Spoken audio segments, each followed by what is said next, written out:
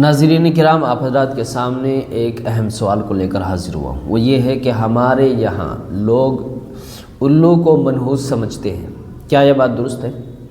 اور اس سلسلے میں کئی کہاوتیں بھی ہیں اور کچھ اشعار بھی شاعروں نے کہے ہیں، جیسے کہ شوق بہرائچی کا ایک مشہور شعر ہے کہ برباد گلستہ کرنے کو بس ایک ہی الو کافی تھا، ہر شاخ پہ الو بیٹھا ہے، انجام گلستہ کیا ہوگا۔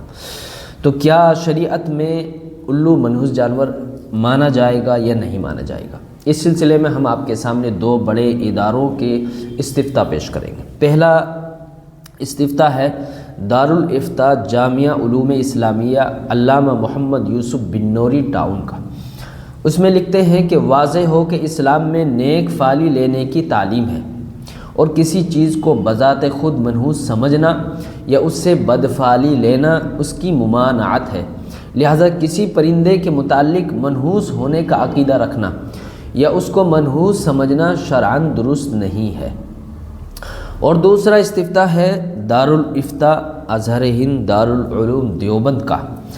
اس میں لکھتے ہیں کہ الو یا کسی اور جانور یا چیز سے بدشگونی و بدفعلی لینا شرعاً ناجائز اور حرام ہے، کیونکہ یہ زمانے جاہلیت کی ان بے اصل، بے حقیقت اور بے بنیاد چیزوں میں سے ہے۔